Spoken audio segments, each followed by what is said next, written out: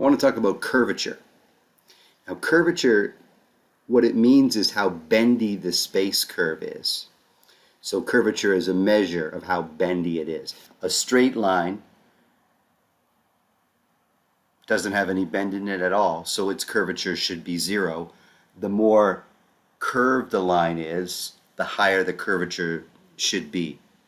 So we want to come up with a number so we can say, oh, that curve has a curvature of 3 at that point, and this one has a curvature of 1 at this point. So the 1 must be less curvy there. We need to build some definitions. We need to build the formula for it.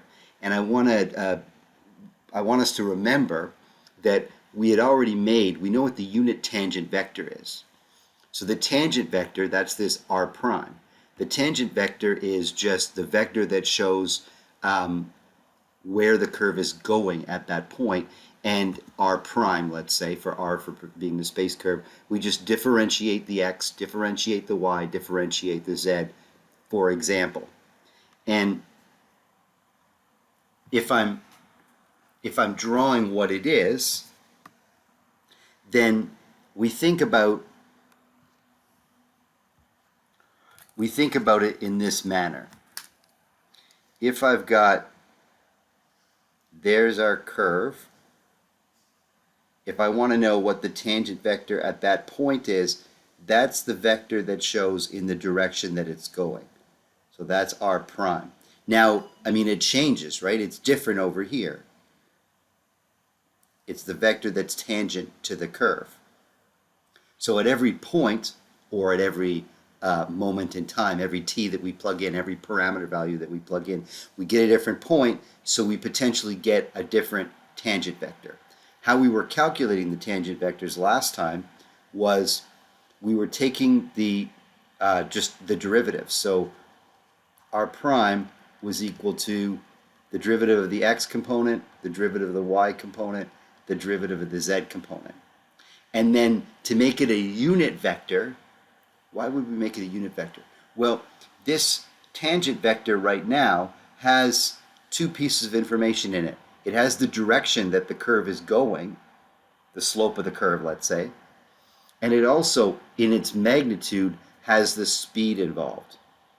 But I just want the unit tangent vector because I just want to know the direction. I don't want to know anything about, or I don't need to know anything about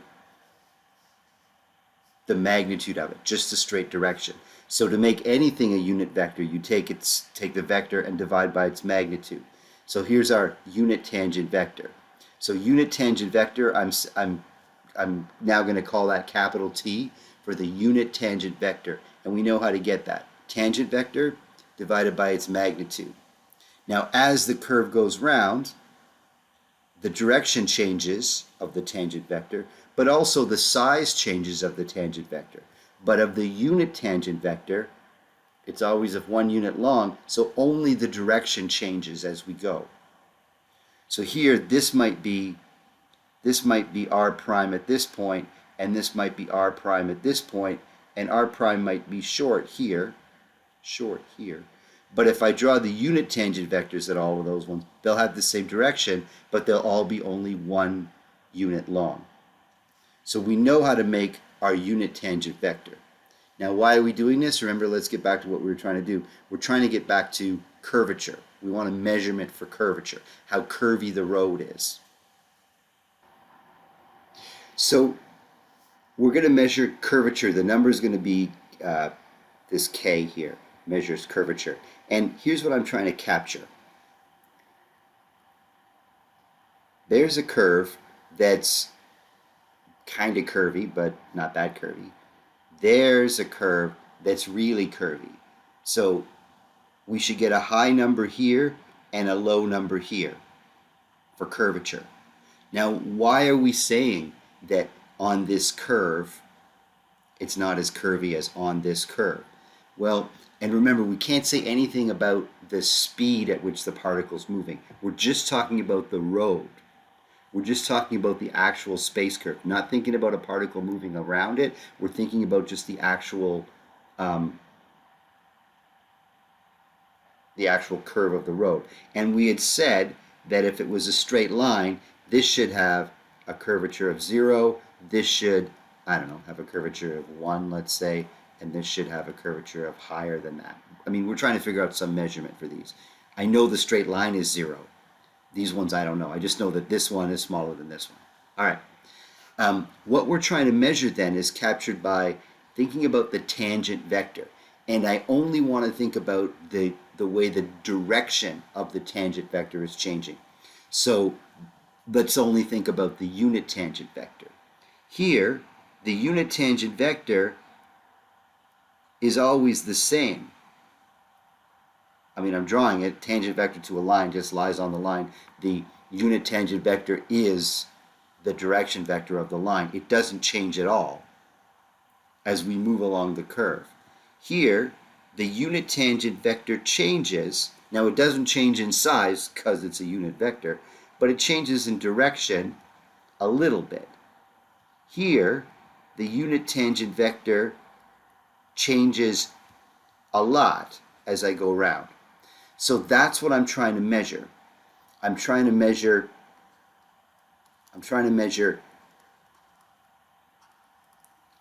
change in the direction of the unit tangent vector versus the change in how I move along the curve.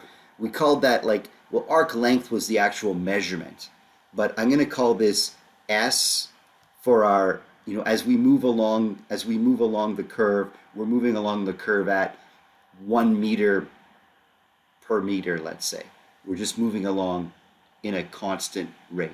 So I want to know here if S is equal to 0 at this point and S is equal to 2 at this point. So a change in S is 2, a change in the direction vector is nothing. So I'm getting a curvature of 0. Here, a same sort of length of moving 2 meters would be 2 meters would take us here. As I move along that same 2 meters, the direction vector, the unit tangent vector, changes a lot. So I get a high curvature. Now, we want to take, so that's what I'm expressing here. The change in the unit tangent vector, it can only change in direction, can't change in magnitude, divided by the change in the measurement along the curve, the distance along the curve.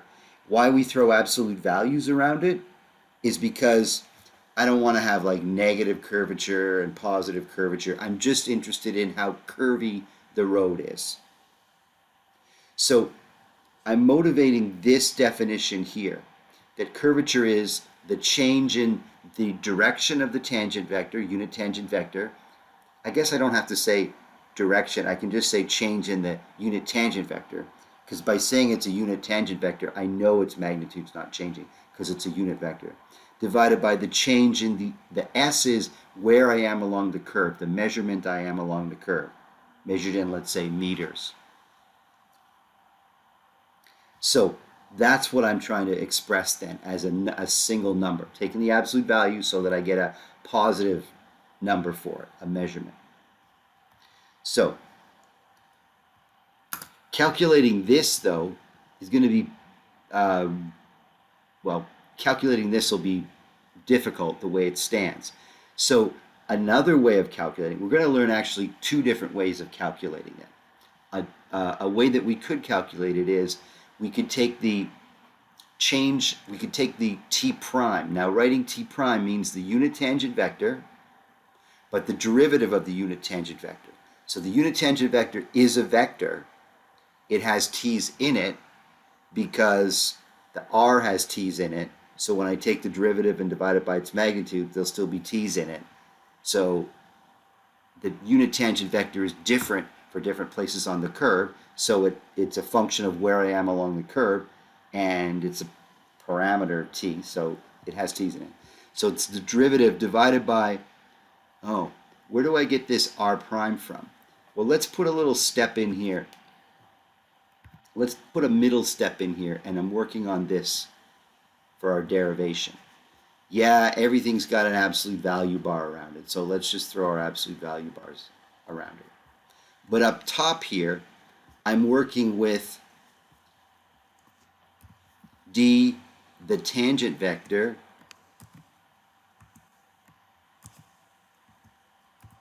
dt. So this I could get. I've got a vector here. It's got three components, an x component, a y component, and a z component.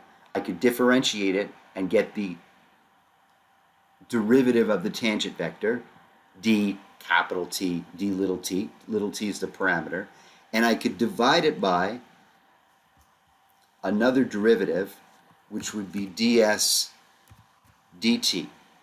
And notice when I invert and multiply this bottom fraction, the little dt's cancel out.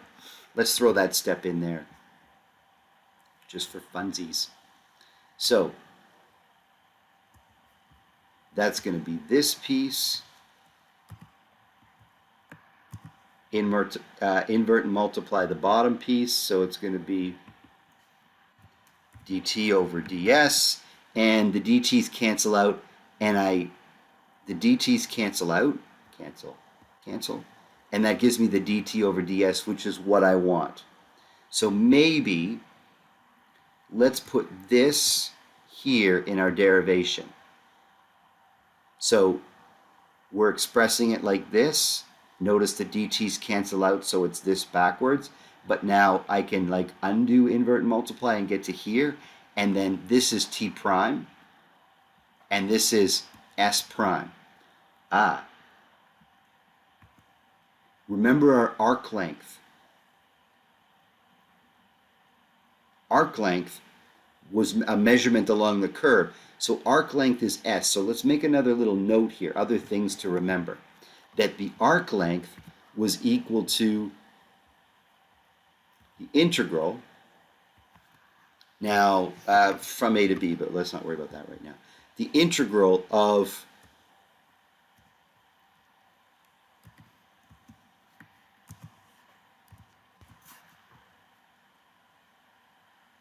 so here's was our arc length formula. So if I differentiate the arc length, ds dt, the differentiating is going to undo the integral. So that's telling me that ds dt is just equal to the magnitude of r prime. That's why I can replace this ds dt with magnitude of r prime, because of our arc length formula. Anyway, so here's our first curvature formula. It's going to give me a measurement of how curvy a curve is. Let's do an example. So I want to find the curvature of this space curve. So what do I need? Well, I'm going to use the formula here. So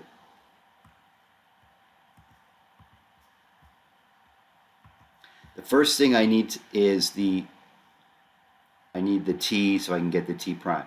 So I need this is the r, so let's write that in there. That's the r of t. And it's a vector. So there's our vector formula, that's our space curve.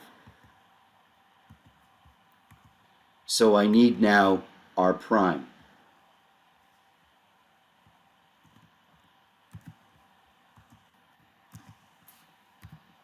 Okay, that's not too bad. Just get the tangent vector, take the derivative of the first, the derivative of the second, the derivative of the third, and we've already differentiated this function. We've already got this was the same example that we used in the arc length section.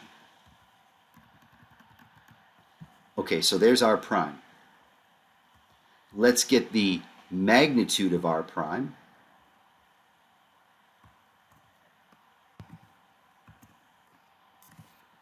Which is just equal to magnitude of a vector, square root of first component squared plus second component squared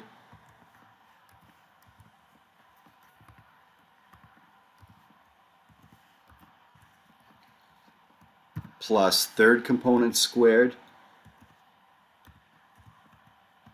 There's the magnitude of r prime. So we can now build our tangent vector.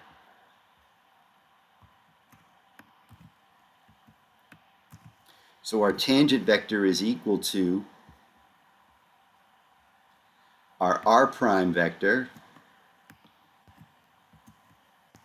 but each thing divided by its magnitude. So divided by magnitude. Divided by magnitude. All right, so now as I do this, we're like, whoa, this is pretty messy. It's going to clean up in a second though. But it is a function of t as we expected it to be. Remember, I need t prime here, so I'm going to have to differentiate each one of these pieces with respect to t, which looks like it's going to be quite troublesome. But let's remember that this weird-looking example worked out nice in the arc length video because the thing under the square root sign was a perfect square. So remember that, and that's why it was actually doable. Remember that that ended up being 1 plus e to the 2t all squared. And so this denominator here is actually the square root and the square cancel out. So let's clean this up a little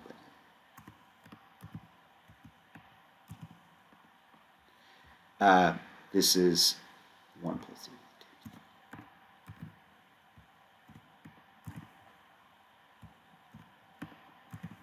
So it gets a little better. But before we get too excited about how this side is so much nicer than this side, and I guess it is, we need to differentiate each one of these pieces because I need this t prime.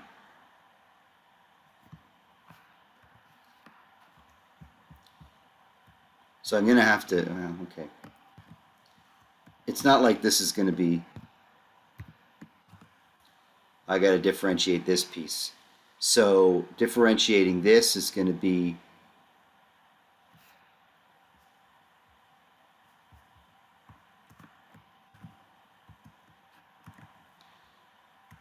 a minus comes down, then this piece ends up being squared. And now chain rule says times the derivative of what's inside, which is 2 e to the 2t.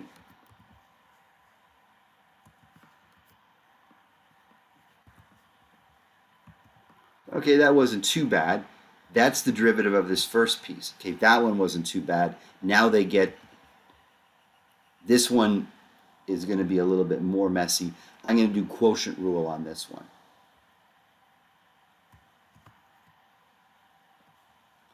So quotient rule.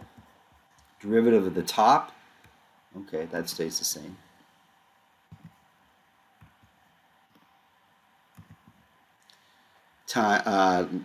Times leave the bottom alone.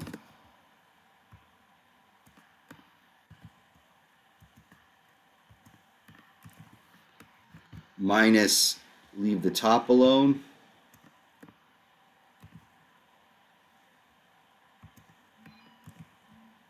Times the derivative of the bottom.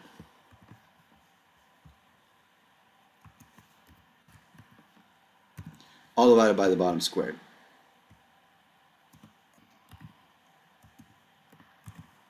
So this piece squared. All right, so, and this looks like it'll clean up a little bit, right? If we simplify this, I think this root 2 e to the t here will cancel, or root 2 e to the 3t will cancel this minus root 2 e to the 3t. We're going to clean this up in a second. But let's take our derivative here. Oh, maybe we can save some time also. The only difference between this piece and this piece is this has a root 2 on it.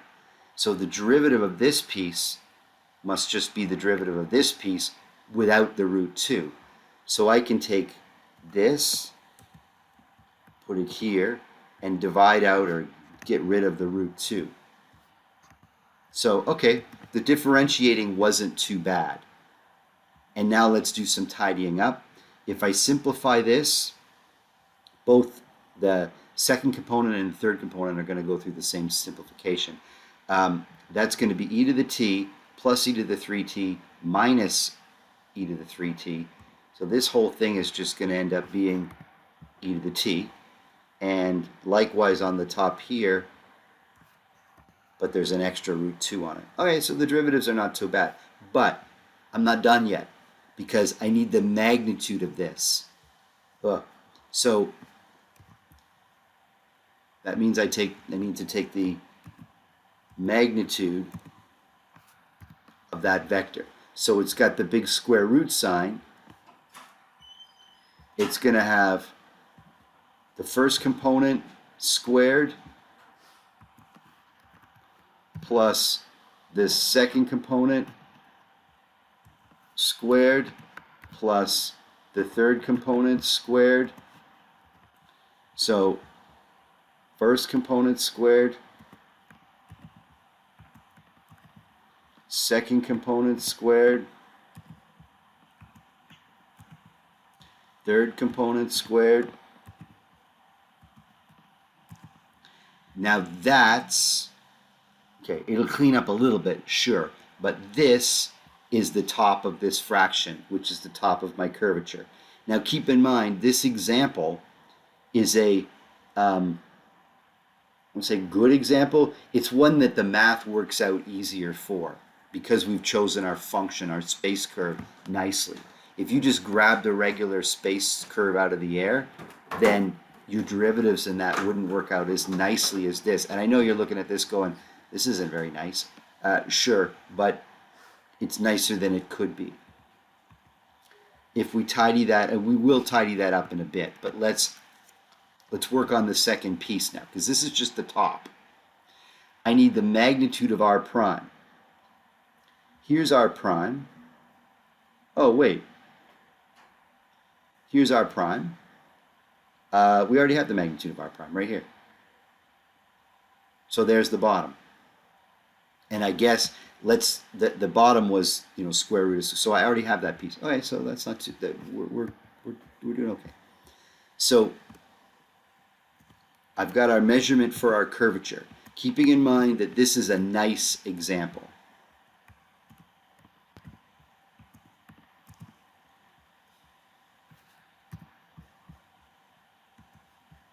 This magnitude of r prime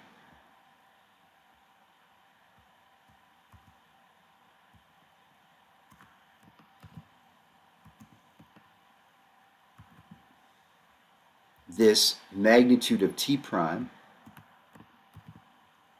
Now that can clean up, but I mean, let's not worry about it now. There's my formula for the curvature of this particular curve. So if I want to know what the curvature is at t equal to 5, let's say, I can just plug 5 in for t and figure out a curvature number for it. What if we wanted to figure out at a particular point? Like what if the question was, find the curvature of this curve at the point 0 root 2.5? Well, if they give me a point, then they're actually giving me a t value. Right? So if they said at the point 0 root 2.5,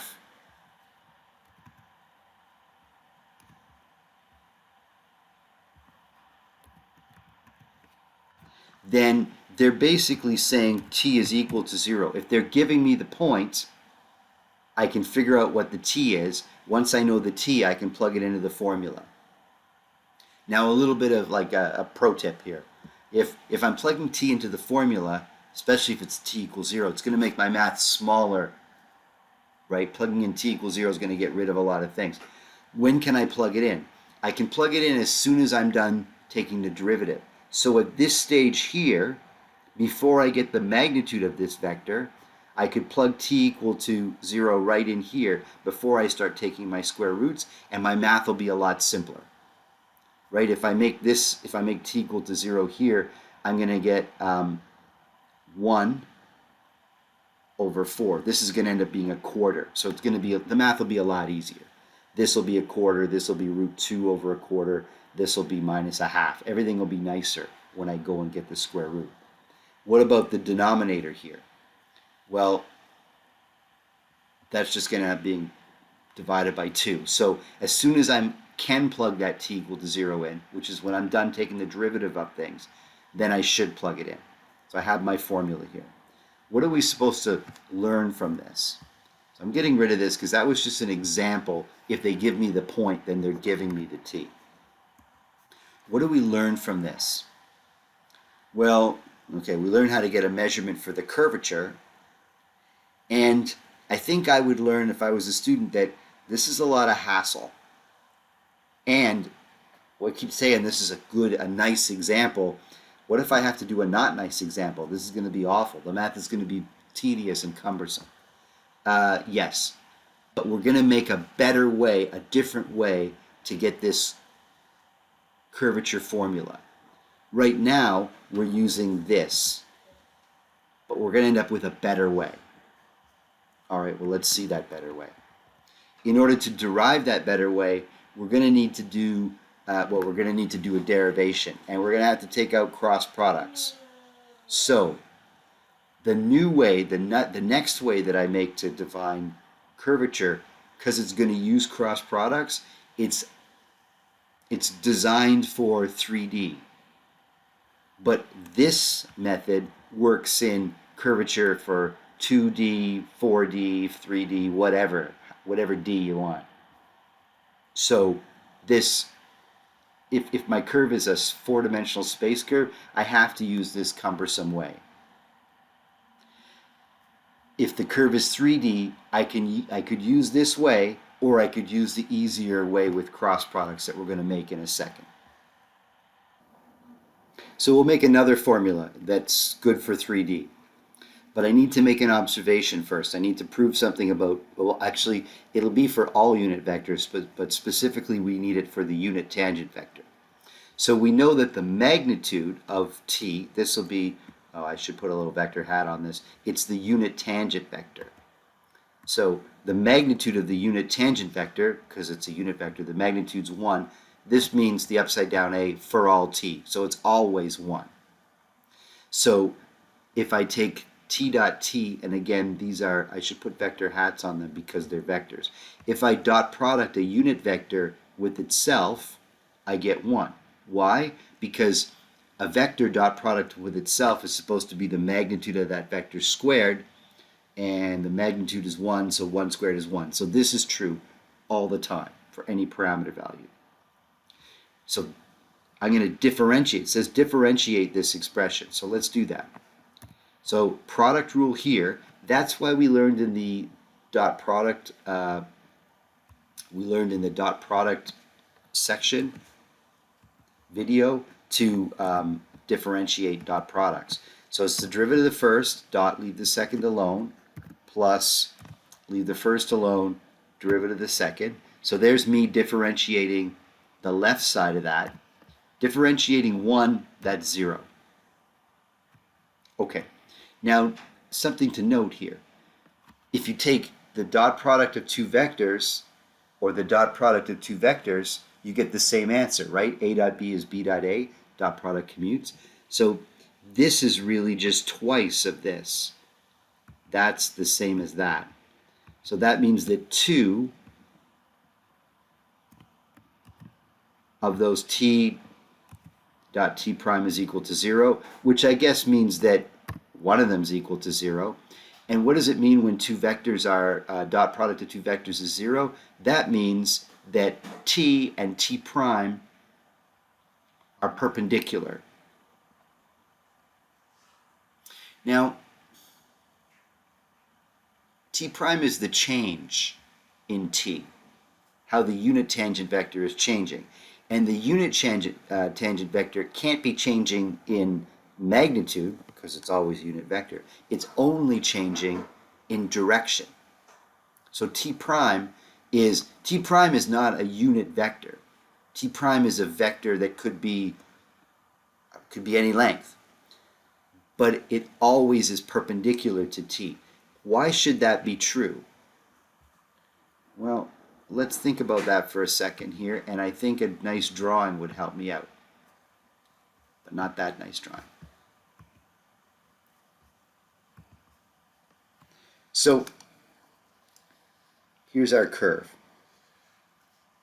So here's the unit tangent vector at that point. And now, as I move, the unit tangent vector is going to change.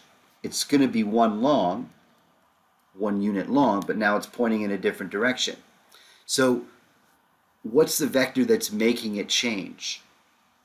Well, you can't be stretching this vector or compressing this vector, because then you would be changing its length. So if you're pulling on that vector, in this case you're pulling it that way, there's t prime, how it's changing. So yeah, it's always perpendicular because you don't want to change its length. You don't want to be, if there's t, you don't want to be pulling a little bit like this to change its direction, because you're also going to be stretching it. So we don't want that. You also don't want to be pulling a little bit like that, because you'll be shrinking it as well as changing its direction. So we don't want that. So it has to be, if that's t, t prime is always perpendicular, changing only its direction and not stretching it or shrinking it, not changing its magnitude. So it kind of makes sense if I think about it geometrically. If I didn't think about it geometrically, the math says it's true, because the dot product of those two vectors is 0, so they have to be orthogonal. And although I'm drawing my picture here in 2D and in my head it's in 3D, but this math part works for 4D, or things I can't draw or imagine. So in any dimension, a unit vector and its derivative are always orthogonal, are always perpendicular. We need this for our derivation for the unit tangent vector, but this proof works for any unit vector. All right. So let's make another version.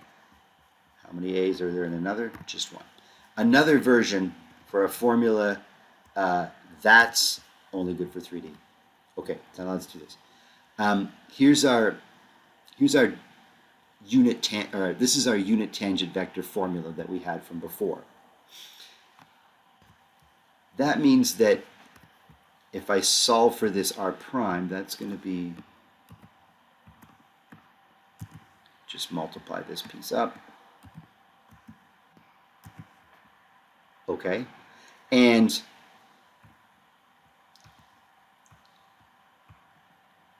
this magnitude of r prime, we were calling that ds dt. So I guess let's put it over here so it matches this formula on the bottom.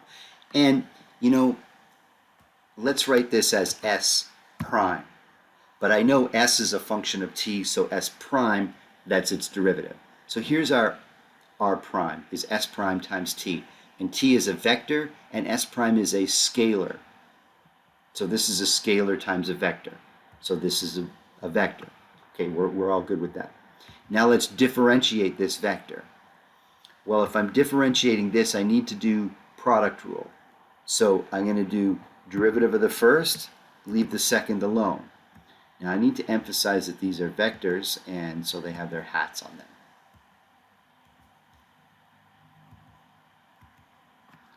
So I took derivative of the first, left the second alone, plus leave the first alone, times the derivative of the second.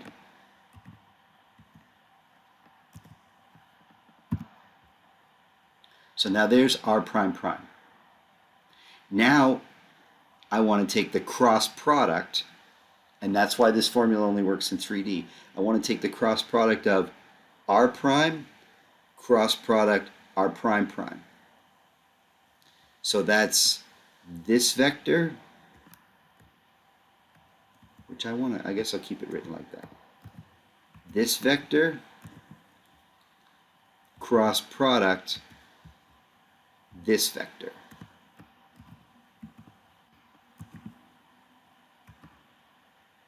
Remember, the s's are scalar functions, the t's are the vectors. And I know that I can distribute this cross product across this plus sign. So I know I can write it as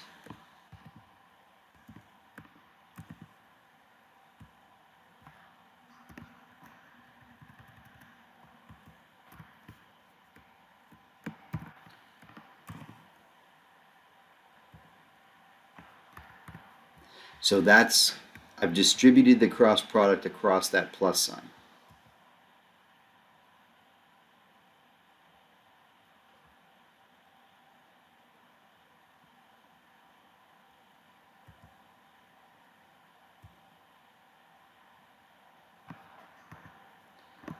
So it's going to be t cross s prime prime t, and s, and an s prime t t prime.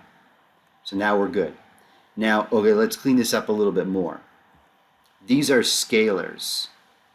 So I can move this scalar over here. I can move this scalar over here. And now it's s prime, so I'm just going to call that s prime squared.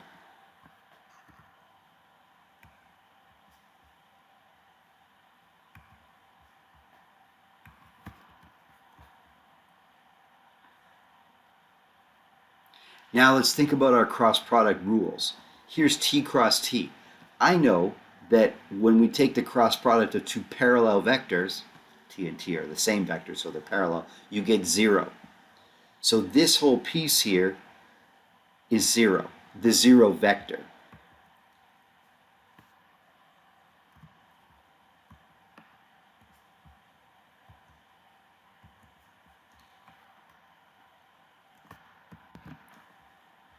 What about this piece here?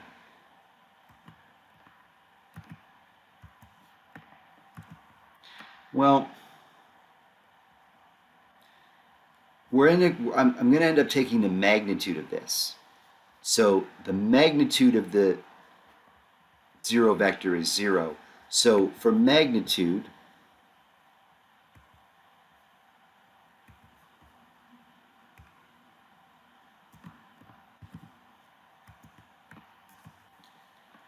I can take that 0 vector out. It's not adding anything to the magnitude. The magnitude, these can come outside because it's a constant. Now it's just the magnitude of t cross t prime. Oh, we just proved up further the slide that t and t prime are orthogonal to each other. So the angle between them is 90 degrees. So I can write this as, for magnitude of the cross product, I can write that as magnitude of t, magnitude of the first vector, magnitude of the second vector, sine of the angle between them. But the angle between them is 90 degrees, so sine of the angle between them is 1.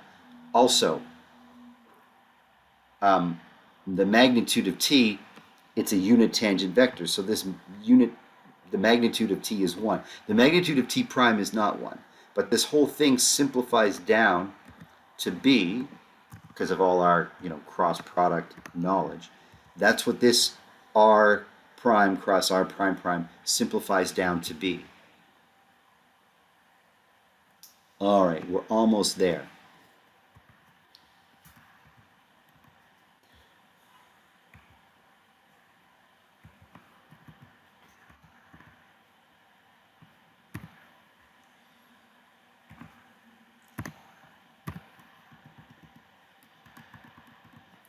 I want to show, okay, let's put this here.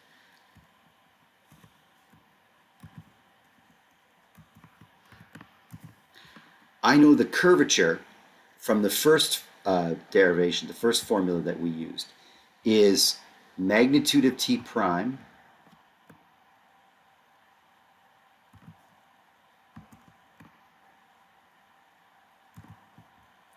divided by magnitude of r prime.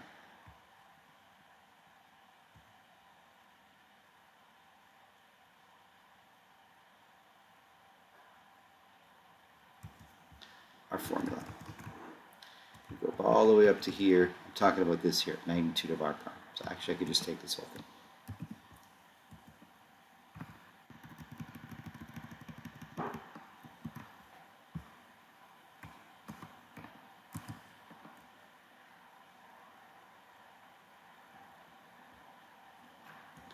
So now I've got this cross product is equal to s prime squared divided by, or sorry, times this piece here. So that must mean that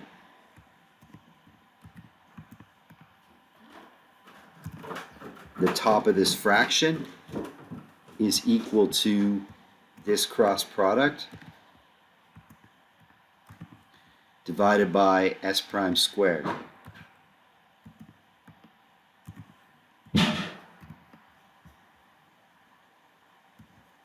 So I'm replacing this t magnitude of t prime with this expression. And r prime, the magnitude of r prime, is just another s prime. So, oh, and s prime is the same thing as, so how about I do this then instead? I don't replace this one, but that's another one of these squared. So magnitude of r prime squared, magnitude of r, that makes a cubed on the bottom. So long story short, well, too late now, but that's the formula that we derived. Now this is supposed to be easier than the original formula that we did, and we can use it if it's in 3D. To show you that it's easier, let's do that same example that we did before. So we already have the answer, but let's do it with this method. Now I need r prime and r prime prime. So let's see what were the pieces that we need. So this should work out easier. R prime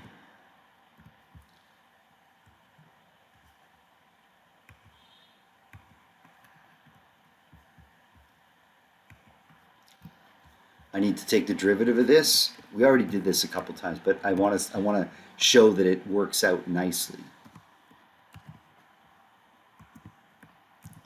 So, and our derivative of the third is just e to the 2t. Now I need r prime prime, so I'm just going to differentiate that again.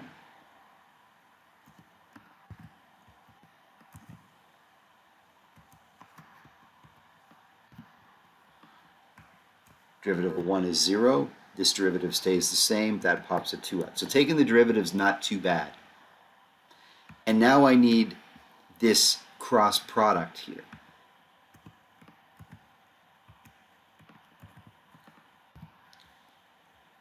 So that's going to be,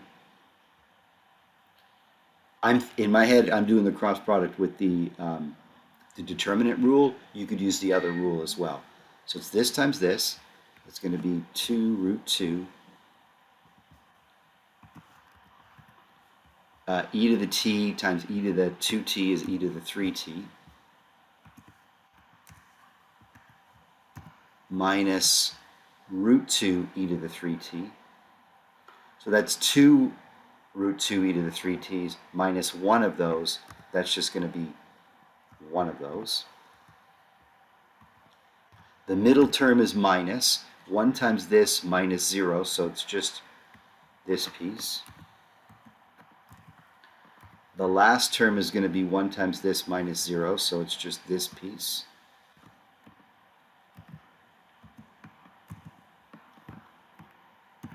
So there's this, well, almost this top part. I need the magnitude of that. So I need to take the magnitude of that vector.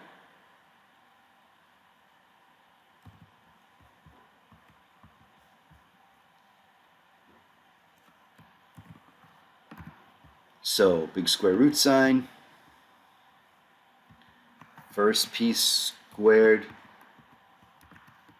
plus second piece squared plus third piece squared. Okay. First piece squared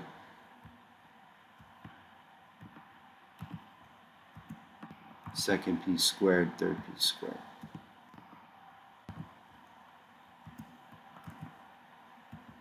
Now this cleans up really nice because I've got these root 2's.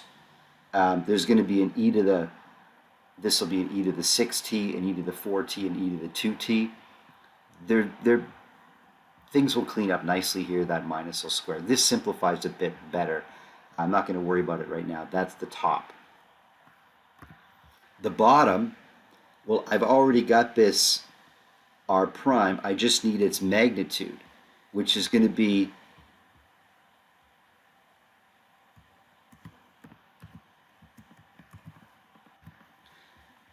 big square root sign,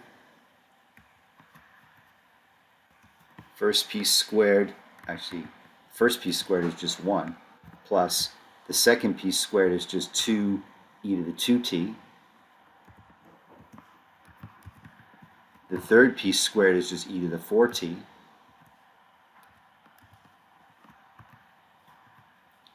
So now we can do this.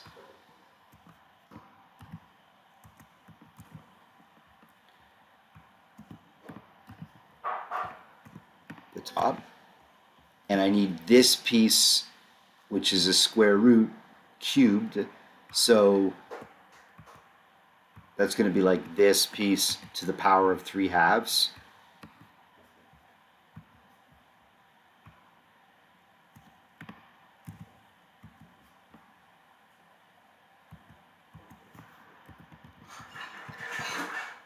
Done. Okay, what's my point?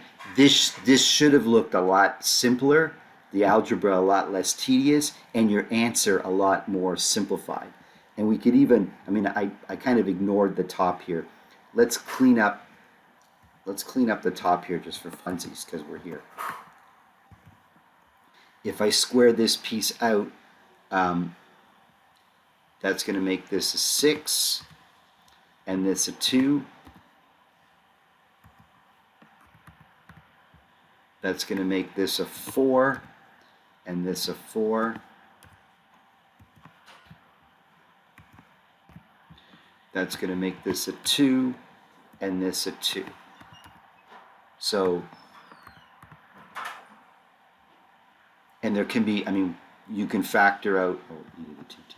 You can factor out an e to the t here. There can be some cleanup. But anyway, this formula is easier to get and arrives at a nice, more concise formula than that's what we got last time. So that should simplify into the one we got. But this was a lot more work because we had to do quotient rule and stuff. And remember, this is an easier example. This works for things that aren't so easy an example. Nowhere in here did I use the fact that, oh yeah, nowhere I didn't use that fact. I should use it now. I didn't use the fact that this thing factors. In fact, let's do that because it's going to make this even easier. Because I remember that this factors into 1 plus e to the 2t.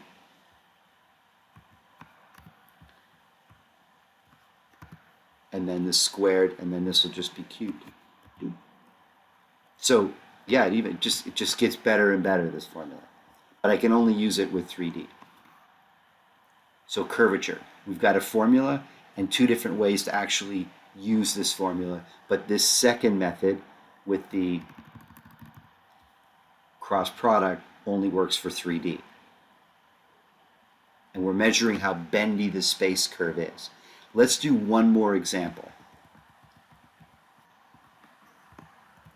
We want to find the curvature of a circle of radius r. Now I'm drawing a circle in 2D. I'm thinking about that 2D circle. So the equation of my circle, that's our x squared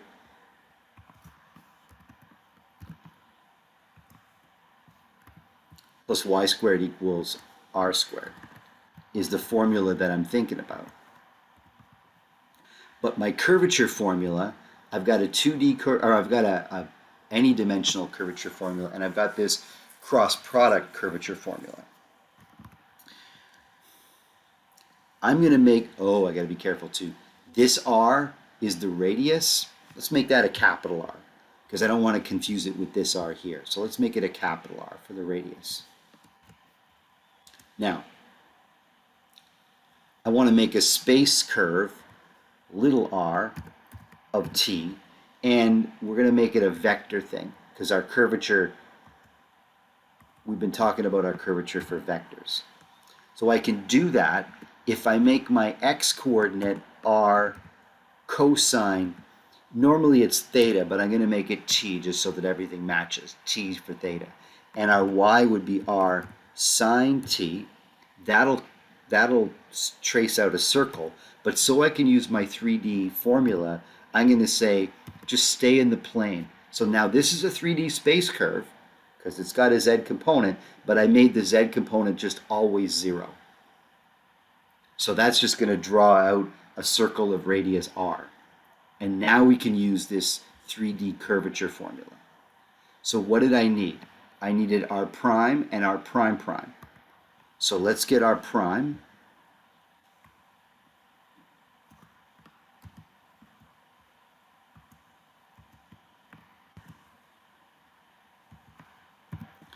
So our derivative is going to be minus sine, and this will be just cosine. And the derivative 0 is 0. And I need r prime prime.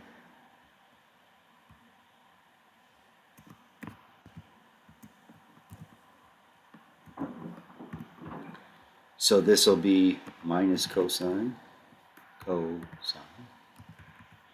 And this will be minus derivative of cosine is sine, and still 0.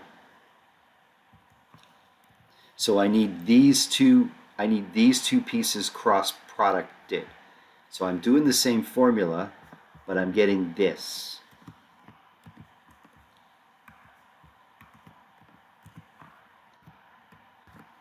So that's going to be this times this, minus this times this, 0.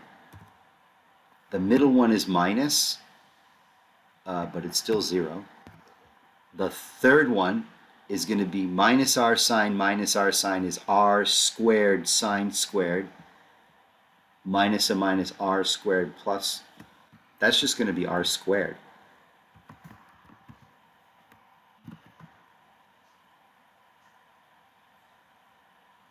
And so the magnitude of this vector, the magnitude of this is just r squared.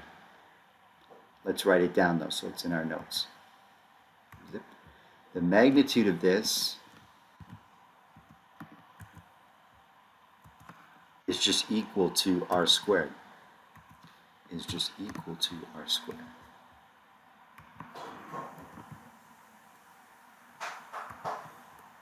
And now I also need the magnitude of r prime here, because I need this is going to be the cube of this is going to be the denominator. So magnitude of this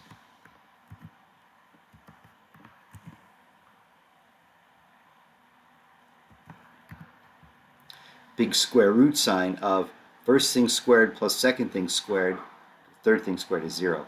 This squared is r squared sine squared plus r squared cos squared. That's r squared. Square root, big square root of r squared is r. Our curvature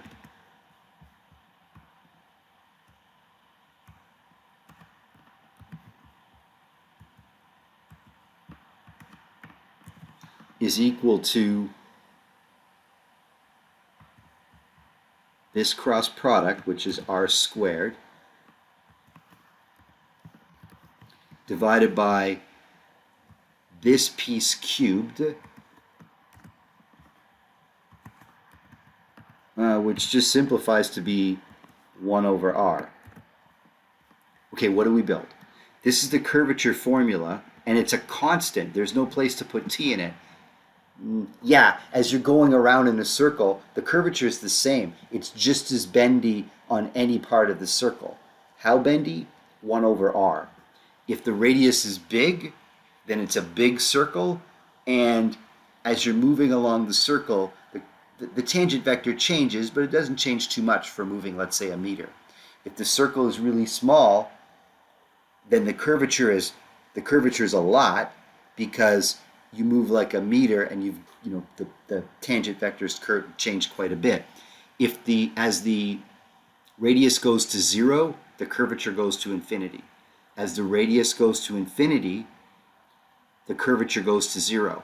Yeah, if I think of an infinitely large circle, if I'm standing on the edge of an infinitely large circle, it kind of looks flat to me. Yeah, like I'm standing on the Earth. I know it's curved, but it doesn't look so curved to me. The curvature is small because the Earth is big compared to me standing there. Anyway, curvature formula.